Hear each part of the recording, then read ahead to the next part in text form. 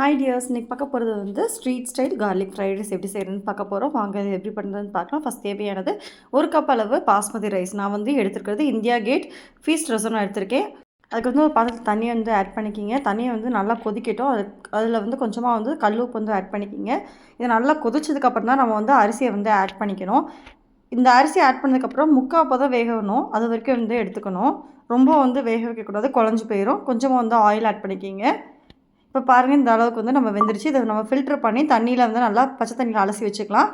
அடுத்து தேவையானது வந்து பூண்டு வந்து குட்டி குட்டி பல்லாக வந்து ஒரு ஃபுல் பூண்டை வந்து கட் பண்ணி வச்சுருக்கேன். ஒரு பெரிய வெங்காயம், அடுத்து spring onion, cabbage, capsicum, green onion, beans, carrot, chicken masala, garam masala, soya sauce, மிளகாத்தூள், பெப்பர் தூள், உப்பு. எவ்வளோ உப்பு ஆட் பண்ணிக்கிங்க. இப்போ அடுத்து வந்து கொஞ்சமாக வந்து ஒரு பேனில் ஆயில் ஆட் பண்ணிக்கிங்க. ஆயில் நல்லா ஹீட் ஆகட்டும். நல்லா சூடானதுக்கப்புறம் இந்த கட் பண்ணி வச்சுக்க கார்லிக் வந்து ஆட் பண்ணிக்கிங்க. நல்லா வந்து கோல்டன் ப்ரௌன் வர வரைக்கும் நல்லா வறுத்துக்குங்க. நல்லா வறுத்ததுக்கப்புறம் தான் ஆனியன் வந்து ஆட் பண்ணிக்கணும்.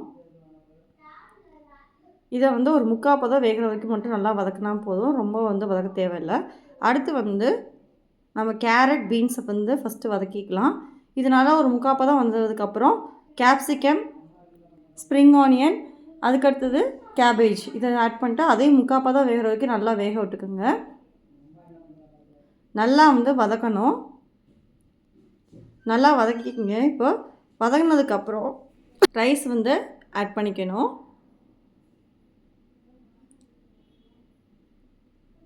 ரைஸ் ஆட் பண்ணிவிட்டு கொஞ்சமாக மிளகாத்தூள், அதுக்கடுத்தது chicken masala, garam masala, soya sauce வந்து ஒரு மூடி அளவு ஊற்றிக்கணும். தேவையான அளவு உப்பு ஆட் பண்ணிக்கிங்க. இதை வந்து நல்லா இப்போ மிக்ஸ் பண்ணி விட்டுக்கலாம். முன்னாடி கொஞ்சமாக பெப்பர் தூள் தூவி இறக்கிடலாம். இப்போலாம் சூப்பர் டேஸ்டியான street style garlic fried rice ready ஆகிடுச்சு. கண்டிப்பாக ட்ரை பண்ணி பார்த்துட்டு எப்படி இருக்குன்னு சொல்லுங்கள். கார்னிஷ்காண்டி ஃப்ரைட் கார்லிக்கும் ஸ்ப்ரிங் ஆனியன் ஆட் பண்ணிக்கேன். தேங்க்யூ, பாய்.